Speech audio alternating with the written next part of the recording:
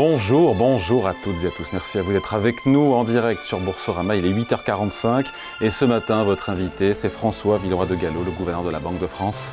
Bonjour. Bonjour David Jaco. Merci d'être avec nous et merci de nous accorder cet entretien exclusif. Donc la BCE, on la sait, qui a baissé ses taux. Hier, c'est au directeur d'un quart de point. Taux de dépôt désormais fixé à 2,25%. Pourtant, quand on a un peu de mémoire, et si on revient un petit peu en arrière, lors de notre réunion précédente, celle du mois de mars, vous aviez ouvert la voie, entre guillemets, sans le dire, peut-être marquer une pause, sans dire le mot pause, dans votre cycle d'assouplissement monétaire. Est-ce que c'est, on se dit évidemment que c'est l'offensive tarifaire de Donald Trump et ce chaos douanier qui a chamboulé vos plans? C'est comme ça qu'on peut le dire? Alors, d'abord, David Jaco, j'admire la subtilité de votre formulation quant à notre position supposée du mois de mars. Je crois que nous n'avions pas dit pause ou pas pause. Nous avions dit que nous resterions au fond guidés par les données et que nous déciderions meeting by meeting, comme on dit en anglais, réunion après réunion. Et c'est ce que nous avons fait hier au vu des faits. Bon. Moi, il y a une expression que j'aime bien, que j'ai employée depuis au moins l'année dernière, c'est celle de pragmatisme agile. Ça valait au mois de mars et ça valait tout autant pour notre décision d'hier. Pragmatisme, ça veut dire que nous jugeons en fonction des faits et de nos prévisions, que nous ne donnons pas à l'avance d'indications, ce qu'on appelait autrefois une forward guidance, et dans un monde aussi incertain, ce serait vraiment une erreur que de s'engager plusieurs mois à l'avance sans connaître toutes les données. Et agile, et Christine Lagarde a beaucoup employé le mot d'agilité hier, c'est que nous sommes prêts à réagir vite aux derniers éléments dont nous disposons. Et là, on parle de Trump et de sa guerre commerciale. Oui, alors on parle de l'incertitude sur le plan général de l'économie mondiale et qui, c'est vrai, s'est beaucoup accrue depuis le 2 avril et ces annonces très malencontreuses de la nouvelle administration américaine. Mais au fond, David Jaco, je vais prendre une image maritime. Nous sommes dans une mer très agitée et plus agitée qu'avant. Je crois que ce qui est important par rapport à ça, et c'est notre rôle à nous comme Banque centrale, c'est d'être très clair sur le cap que nous visons, d'être le plus juste possible sur la carte, c'est-à-dire où est-ce qu'on en est aujourd'hui par rapport à ce cap, et puis d'être très fin dans le pilotage. Et je crois que sur chacun de ces éléments, la BCE apporte le maximum de visibilité possible et du coup réduit l'incertitude. Paradoxalement donc, avec tout ce brouillard géopolitique, commercial, c'est plus facile de prendre des décisions aujourd'hui pour la BCE? Je crois que la décision d'hier était relativement simple. Unanime. Elle a été unanime. Pour autant, je ne crois pas que la tâche des banquiers centraux soit particulièrement facile. Je dirais qu'elle est claire dans son cap. Et c'est important peut-être de rappeler ce que nous visons et ce à quoi, du coup, nous contribuons pour réduire l'incertitude. Nous visons évidemment une inflation à 2%. On y est quasi. Et ça reste l'encre. Alors on va venir après sur la carte, c'est-à-dire où nous en sommes. Dès lors que l'inflation est à 2%, nous visons la croissance la plus forte possible. Et enfin, troisième élément qu'il ne faut pas oublier, nous visons à préserver la stabilité financière. Alors, où on en est sur la carte? Parce que je disais juste sur la carte, vous l'avez dit sur l'inflation, 2,2%. je crois, nous avons reconnu hier et salué des très bons progrès en Europe. On est à 2,2% pour l'inflation globale de la zone euro.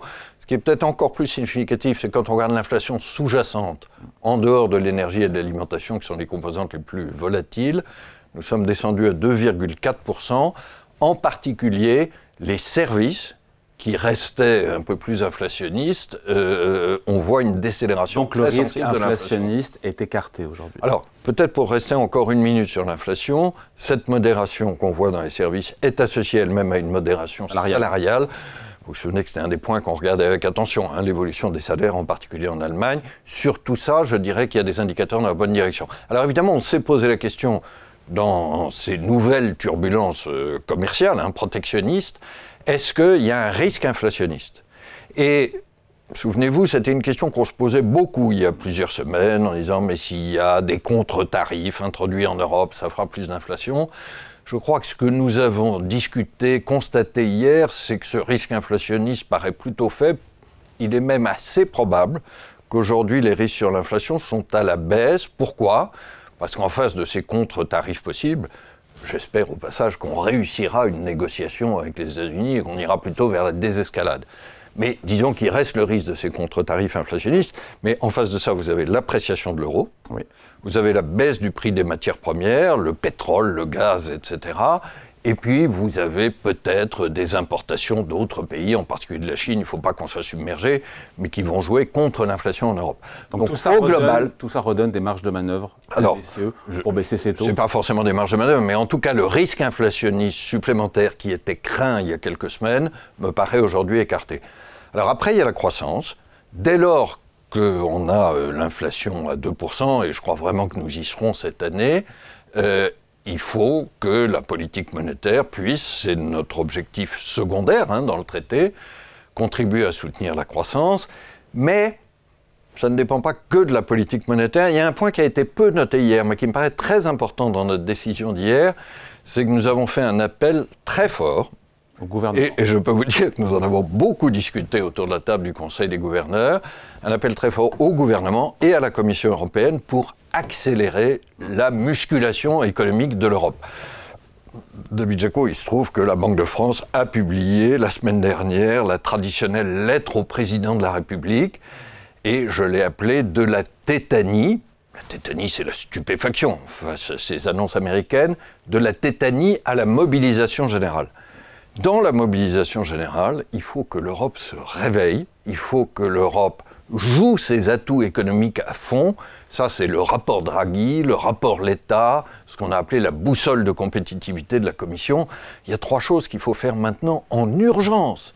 Renforcer le marché unique, réaliser la fameuse union d'épargne et d'investissement avec les marchés de capitaux, mobiliser l'épargne européenne pour des investissements innovants, et puis accélérer sur l'euro numérique. Sur tout ça, il faut maintenant un calendrier, il faut une volonté politique. Il y a un exemple dans notre histoire. Vous vous rappelez peut-être, dans les années 80, c'est ancien, on parlait d'eurosclérose. Jacques Delors arrive, président de la Commission, et met sur la table le marché unique avec une échéance politique le 1er janvier 1993. Et l'Europe repart. Si les États-Unis, malheureusement, se ferment au reste du monde, prennent des politiques anti-croissance, parce que c'est le cas aujourd'hui, il y a moins de croissance aux États-Unis, il faut au contraire que l'Europe ouvre une perspective à ses entreprises. C'est l'heure du réarmement économique européen. Moins de croissance aux États-Unis, ça veut dire peut-être aussi moins de croissance en Europe. Les perspectives de croissance se sont vraiment nettement détériorées en zone euro. On peut quantifier cette dégradation? Alors c'est trop tôt pour le quantifier. Nous avons dit hier le sens, c'est-à-dire que c'est un aléa négatif sur la croissance. Je rappelle notre prévision de croissance pour la zone euro, telle que nous l'avons publiée au mois de mars, c'était 0,9%. Bon. Avec possiblement 0,3 points de croissance en moins, alors, les surtaxes douanières américaines sont à 10%. Nous avons fait une estimation Banque de France, dans cette même lettre au président de la République publiée la semaine dernière, que ça pourrait représenter cette année en impact direct moins 0,25. Mais c'est pas négligeable. Ça reste néanmoins une croissance positive. Alors ça, pour le dire de la part de la Banque de France, notre scénario central pour la France comme pour la zone euro, c'est que nous sortons de l'inflation, premier cap, sans récession. Deuxième cap sur la croissance. Mais je mets en garde contre la tentation de faire une soustraction en disant je prends 0,9 moins X égale Y%. Pourquoi ? Parce qu'il y a beaucoup d'incertitudes autour de ça. Vous pouvez avoir des éléments positifs, c'est le stimulus allemand annoncé sur la défense et les infrastructures, ça c'est bienvenu. Vous pouvez avoir beaucoup d'autres éléments sur la demande interne. Donc nous publierons une nouvelle prévision de croissance au mois de juin. Mais viser en Europe la mobilisation pour la croissance potentielle. Je vais donner un ordre de grandeur qui n'est pas une prévision de conjoncture, David Jaco, mais les économistes parlent de croissance potentielle. C'est une espèce de vitesse de croisière de l'économie. Malheureusement, cette croissance potentielle elle a beaucoup diminué en Europe depuis 25 ans. On est passé en gros de 2% par an à 1%. Si nous mobilisons, côté français notamment, le travail, et côté européen, la puissance commune du marché unique et de cette union pour l'épargne, nous pouvons retrouver 1,5% de croissance potentielle. Mais ça ne dépend pas que de la Banque centrale. Ça dépend aussi de Trump qui a affirmé hier devant... Non, ça dépend... Non, pardon Pour le côté conjoncturel, Oui, mais là, je parle de croissance potentielle. Non, je réagis par rapport à ce que vous venez de dire, parce que ce point est très important. Nous ne pouvons pas changer la nouvelle politique américaine, malheureusement. Ça, c'est aux Américains d'avoir le débat. Mais nous pouvons changer notre côté de l'Atlantique. Faisons tout ce qui dépend de nous. Ça, c'est la mobilisation générale. Il faut vraiment que nous, Français, nous, Européens, nous actionnions tous les leviers qui dépendent de nous et que nous montions notre niveau de jeu. Pardon de le dire, nous n'y sommes pas encore tout à fait. Donald Trump qui a affirmé hier devant Giorgia Meloni à Washington être sûr à 100% qu'un accord avec l'UE sera trouvé. Vous êtes rassuré, c'est du bluff? Attendons de voir. Ça dépendra des concessions. Il nous demandera aussi, évidemment. Vous savez, je crois que c'est pas la peine de réagir à chacune des déclarations par tweet. Il y en a beaucoup. Mais attendons de voir la réalité. Je crois qu'il est souhaitable d'utiliser cette période de 90 jours pour avoir une désescalade transatlantique. Pourquoi ? Parce que tout le monde a à perdre à la montée des tarifs de part et d'autre. Tout le monde perd. Vous savez, le commerce mondial, je ne dis pas du tout que c'est parfait, il faut des règles, il y avait des choses à améliorer. Mais c'est normalement un jeu gagnant-gagnant. On crée ensemble de la richesse et de la prospérité. Et là, ce qui se passe depuis le 2 avril, c'est que ce jeu est en train de devenir perdant-perdant. Il est d'abord perdant pour les États-Unis. Tout le monde a ses chiffres sur les estimations sur la croissance. Mais ce qui est frappant, c'est que pour tout le monde, l'effet le plus négatif, il est d'abord aux États-Unis. C'est-à-dire que le pays qui provoque cette escalade est le premier pénalisé. J'aime bien le football, David Jaco. C'est un exemple de but contre son camp dans la lucarne, comme on en a rarement vu dans l'histoire de nos démocraties. C'est ça aussi qui explique la flambée de l'euro face au dollar, cette baisse du dollar. 5% de baisse depuis le début du mois. Oui, flambée est peut-être un mot. 5%, 5% en 15 jours. Regardons le niveau absolu. Hein. On est entre 1,13 et 1,14. L'euro a évolué dans une fourchette, quand vous regardez depuis une dizaine d'années, entre 1 et 1,20. Mais c'est vrai qu'il y a une confiance dans l'euro qui est, je crois, marquée par les marchés. Je ne me prononcerai pas sur le négatif. Retenons le positif. Ça dit une chose qui me paraît très importante.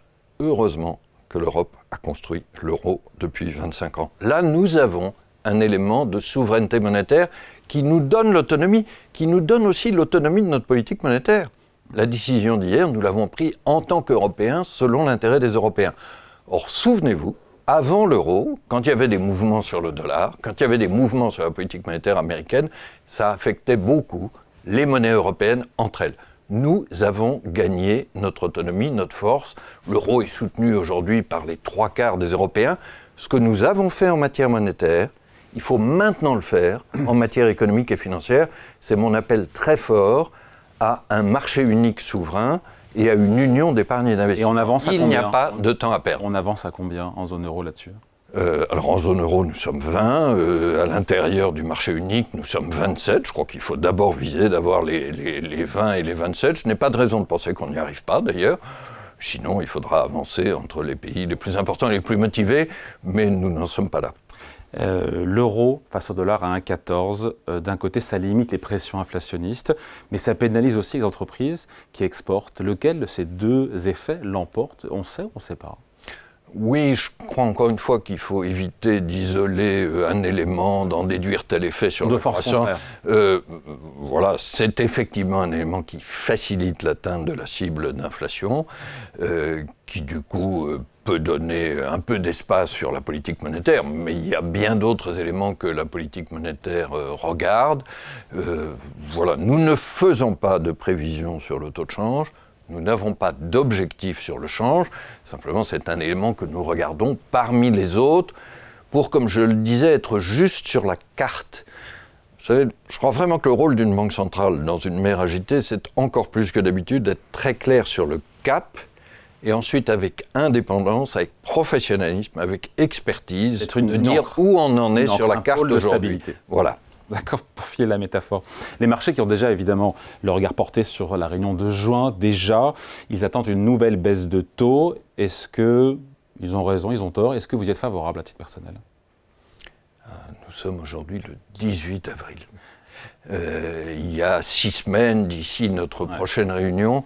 Vous savez, moi je suis d'un pragmatisme paysan. Nous prendrons la décision de juin, début juin.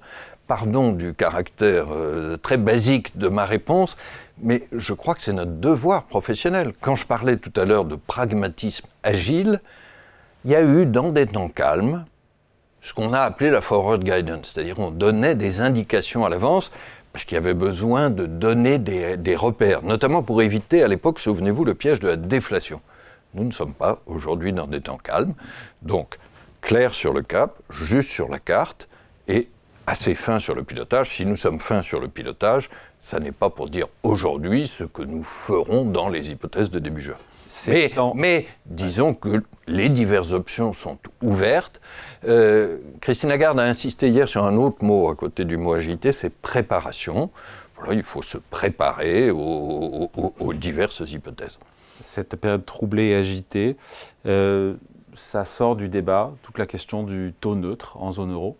On n'en parle plus ?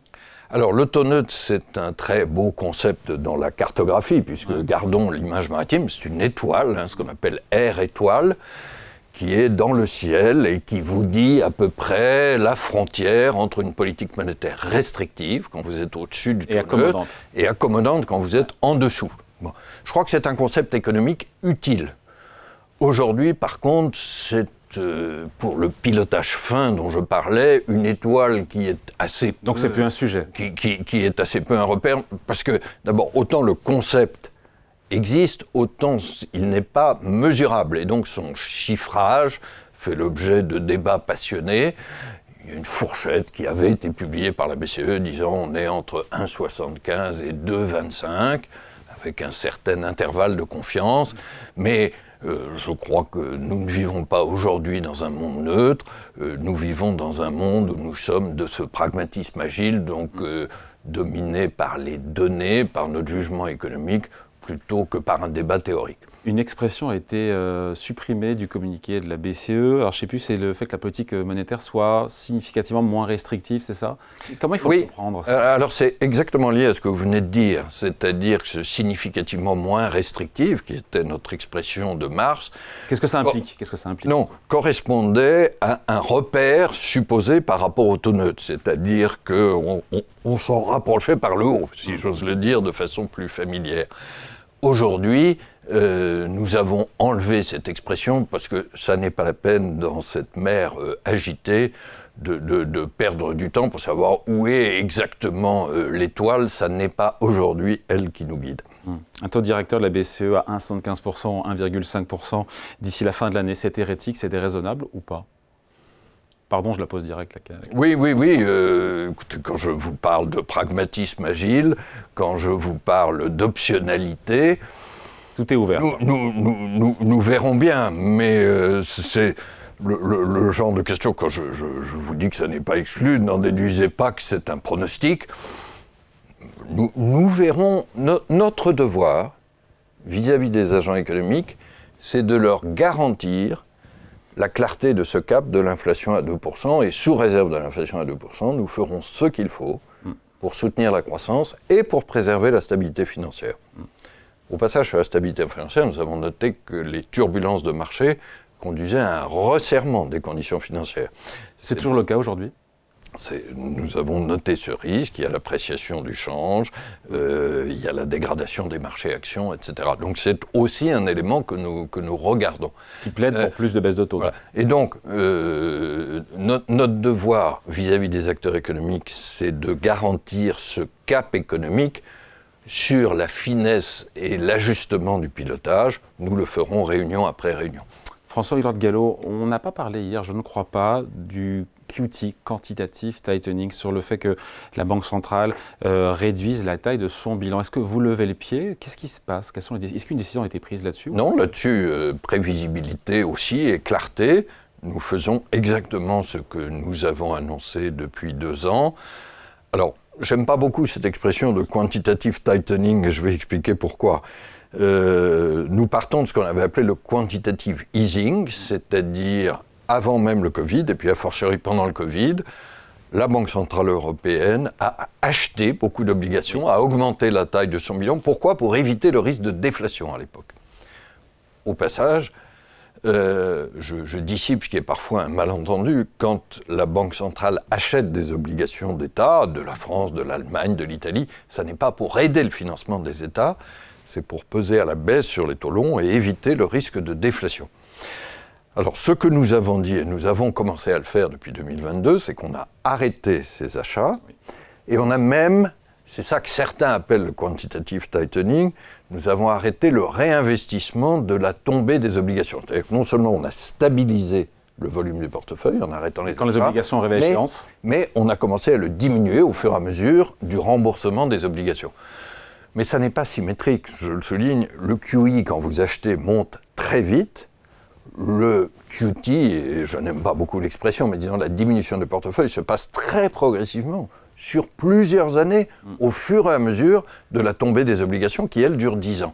Et donc, c'est parfaitement prévisible, ça a été très bien compris par les marchés, et ça n'a pas eu d'effet significatif sur les taux longs. Aujourd'hui, vous ne voyez pas de tension de liquidité sur les marchés, au-delà de l'épisode qu'il y a eu début avril ? Nous ne voyons pas de tension sur les marchés, ils ont fonctionné correctement, la volatilité s'est accrue, mais ça c'est à cause de l'incertitude économique. Hein. Nous sommes effectivement attentifs au bon fonctionnement des marchés. Je vais le dire malheureusement, moins la politique américaine est crédible, plus les autorités monétaires doivent l'être. Et donc elles doivent être sûres de leur cap, et très vigilantes dans leur pilotage. Justement, tiens, parlons de Jérôme Powell qui a estimé mercredi que les droits de douane entraîneront très certainement, je le cite, une hausse temporaire de l'inflation. Il a raison pour les États-Unis. Écoutez, moi je vais dire très simplement avec Jérôme Powell qui a fait l'objet d'un tweet de plus hier. Il est plus que temps que le mandat de Jérôme Powell se termine. Je crois que c'est ça le tweet. Je crois qu'on ne va pas beaucoup parler de l'auteur du tweet qui ne le mérite pas. Au passage, nous n'avons pas besoin de ses compliments sur la BCE. Oui, mais il a pris en exemple. Oui, nous n'avons pas besoin de ses compliments pour agir et savoir ce qui est juste. Par contre, parlons de l'auteur, du sujet de ce tweet qui est Jérôme Powell. Je crois que dans ce qu'il a dit mercredi et dans tout ce qu'il fait, il montre admirablement ce que doit faire un banquier central. Un banquier central, il doit faire deux choses extrêmement simples. Il doit dire la vérité. Et effectivement, c'est ce qu'il a fait avec indépendance, en disant ce que disent tous les prévisionnistes, y compris les grandes banques américaines. La politique américaine actuelle, depuis le 2 avril, ça signifie nettement moins de croissance aux États-Unis et nettement plus d'inflation. Il l'a dit avec indépendance. Puis la deuxième chose que doit faire un banquier central, c'est de préserver la stabilité. Et heureusement que la Fed est là, avec son président, pour agir avec indépendance et préserver la confiance, parce qu'il y a cette encre de la stabilité du prix dont vous parliez, et il y a l'encre de la stabilité financière. Là aussi, l'indépendance, elle n'est pas là pour protéger la banque centrale. Elle est là pour protéger l'économie et l'ensemble des acteurs financiers, entreprises et les ménages, qui évidemment ce qui se passe aux États-Unis.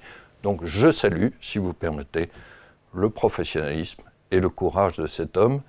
Jérôme Powell. Un exemple que donne Jérôme Powell. Ouais. Est-ce que sur le fond, quand Trump reproche à Jérôme Powell d'être trop lent à baisser ses taux, est-ce que sur le fond, il a raison ou il a tort? Il demande d'ailleurs que la Fed prenne exemple sur la BCE. Écoutez, je n'ai pas l'habitude de commenter la politique monétaire américaine. Je pense qu'il a tort, pour le dire très, très simplement, et que j'ai salué tout à l'heure l'autonomie de la politique monétaire européenne grâce à l'euro. Il y a une autonomie de la politique monétaire américaine. Pourquoi? Parce que la très grande différence qui existe entre l'Europe et les États-Unis dans cette mer agitée, c'est que, je le disais tout à l'heure, nous ne craignons pas particulièrement d'effets inflationnistes de ce qui se passe en Europe. Par contre, l'effet inflationniste aux États-Unis, il est prévu par la totalité des analyses. Donald Trump qui en a rajouté une couche hier devant Giorgia Meloni dans son bureau à la Maison-Blanche en disant « Si je veux qu'il parte, il partira et vite fait ». Ça vous choque? Est-ce qu'il peut limoger d'ailleurs le président de la Fed? Je crois que tout ça ne mérite pas de commentaire. Mais il peut limoger ou pas, le président de la Fed? Jerome Powell a répondu à cette question que la loi américaine protégeait, et heureusement, l'indépendance de la Fed. Je redis cette chose très simple, c'est que l'indépendance, ce n'est pas du tout un but pour les banques centrales. C'est un but pour leurs partenaires, pour les citoyens, pour les entreprises. Et heureusement que cette indépendance des banques centrales, et en particulier de la Fédérale Réserve, est là, dans cette mer agitée. C'est un repère extrêmement important. Cette politique économique et commerciale erratique de Trump, ça affaiblit la confiance dans l'économie américaine, dans les actifs américains, dans le dollar. J'ai dit tout à l'heure que c'était un exemple de but contre son camp économique. Il est difficile d'y trouver beaucoup d'avantages pour les États-Unis, mais ce débat relève très largement des Américains. Ce qui compte pour nous, Européens, c'est comment nous réagissons. Hein. Et il y a un certain nombre de leviers qui sont entre nos mains. Nous avons le levier monétaire, grâce à l'euro, et nous l'avons utilisé hier. Maintenant, il faut que nous utilisions le levier économique et financier. Nous sommes très loin de notre potentiel. Je vais vous citer une chose qu'on ne sait pas toujours. Le marché unique européen, il pèse autant en masse, en poids, que le marché unique américain. Voilà. Et il est beaucoup moins attractif. Pourquoi ? Parce qu'il est beaucoup trop cloisonné, et donc supprimons un certain nombre de cloisons internes. Le FMI a dit que si on réduisait ne serait-ce que 10% les obstacles, on pouvait accroître de 7% la croissance européenne. Faisons cela vite. Nous avons plus d'épargne que les États-Unis chaque année, ce qu'on ne sait pas toujours. Beaucoup plus. Mais elle n'est pas bien utilisée. Pourquoi ? Parce qu'il y en a une partie qui va hors d'Europe, alors que nous avons des besoins notamment aux États-Unis. Notamment aux États-Unis. Et puis surtout, elle n'est pas assez placée en fonds propres, en capital risque, tout ce qui finance l'innovation, notamment l'innovation de rupture. C'est ça qu'il faut changer avec l'Union d'épargne et d'investissement, le changer vite, le changer fort. Donc c'est l'heure de la mobilisation européenne. Dernière question, François-Villard Gallo. Il a admis, Trump, que c'était l'évolution du marché de la dette aux États-Unis qui l'avait poussé à suspendre et à faire ce revirement spectaculaire sur taxes douanières et cette pause. C'est la preuve qu'il s'est incliné, entre guillemets, face au marché obligataire et qu'il existe une force de rappel des marchés. Je ne suis pas dans la tête du dirigeant américain. Donc je ne peux pas dire ce qui a conduit au revirement partiel du 9 avril. Je crois simplement que les marchés financiers ont joué une fonction de rappel à la réalité. Ça serait important qu'il ne soit pas le seul, qu'il y ait des voies économiques et politiques qui puissent discuter aux États-Unis. Il y a aussi la Fédérale Réserve indépendante. Mais je voudrais souligner que le mouvement arrière du 9 avril, qui a été une autre surprise, ne règle pas tout. Le protectionnisme reste très fort aux États-Unis. 13% de droits de douane aujourd'hui. Il y a un chiffre qui est frappant. Les tarifs douaniers en moyenne aux États-Unis, au mois de janvier, au moment de l'installation de la nouvelle équipe, c'était moins de 6%. Si je prends en pondéré, 3% c'est sur l'Europe, mais si vous prenez en pondéré, sur tous les pays, moins de 6%. Aujourd'hui, après le mouvement du 9 avril, c'est plus de 30%. Parce qu'il y a 10% sur tout le monde, et puis il y a ce tarif exorbitant sur la Chine. On n'a jamais eu, dans l'histoire américaine, jamais, même dans des épisodes protectionnistes du 19e siècle, jamais eu des tarifs à plus de 30%. Qu'est-ce qui se passe ? Ça, c'est un premier élément. Il y a un deuxième élément, je voudrais souligner, qui est aussi négatif pour la confiance économique, et du coup pour la croissance aux États-Unis, c'est l'imprévisibilité. Dans nos vies personnelles, a fortiori dans la vie d'une entreprise, on ne prend pas des décisions de longue durée, en particulier des décisions d'investissement et d'embauche, quand on ne sait pas ce que sera le paysage de la prochaine semaine. Donc je souhaite vraiment qu'il y ait non seulement baisse du protectionnisme, mais aussi un tout petit peu plus de prévisibilité. Je crois avoir assez souligné ce matin que les banques centrales, pour leur part, avec leur indépendance, avec leur mandat, avec leur agilité, vont contribuer à cette prévisibilité, mais pour leur part. Dans cette mer agitée. Voilà, François-Villard Gallo, le gouverneur de la Banque de France, était donc l'invité en direct de l'émission Ecorama sur Boursorama. Merci à vous. Merci. Et merci pour cet entretien exclusif. Ecorama revient bien sûr mardi à 12h en direct sur Boursorama.